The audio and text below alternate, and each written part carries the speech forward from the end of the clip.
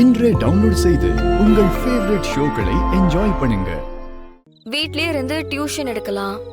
மாசத்துக்கு டியூஷன் சொல்லி கொடுத்தாலும் ஒரு பையனுக்கு 500 ரூபாய் கொடுக்கறாங்க. 10 பேருக்கு டியூஷன் சொல்லி கொடுத்தாலும் மாசத்துக்கு 5000 ரூபாய் தான் கிடைக்கும். அதுவும் இது ரொம்ப சின்ன வீடு. இங்க டியூஷன் நடத்துறதுலாம் செட் ஆகாது.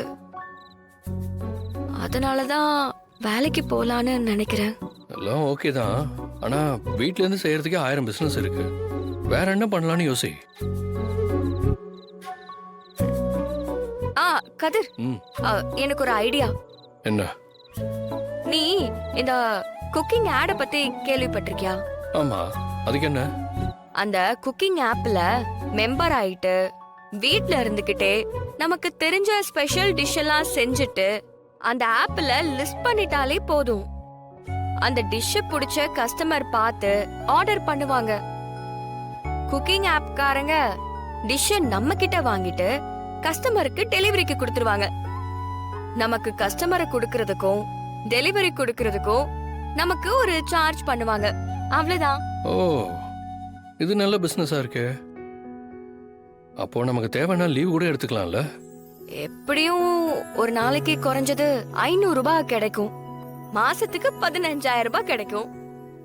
செய்யட்டுமா? சூப்பர் ஐடியா தானா? நீ தாராளமா இதை செய். அப்படின்னா என்னென்ன டிஷ் பண்ணலாம்னு முடிவு பண்ணிட்டு நாளைக்கே ஆப்ல நம்ம பேரை ரெஜிஸ்டர் பண்ணிடலாம். பண்ணிடலாமே தானா? ஆனா நீ சமைச்சத மக்கள் சாப்பிடுறதுக்கு முன்னாடி நாம ஒரு தடவை சாப்பிட்டு பாத்துக்கலாமா? ஏன்டா, நான் நல்லா சமைக்க மாட்டேனா? இல்ல, நீ நல்லா தான் சமைப்ப. இருந்தாலும் என்ன இருந்தாலும் சொல்லு.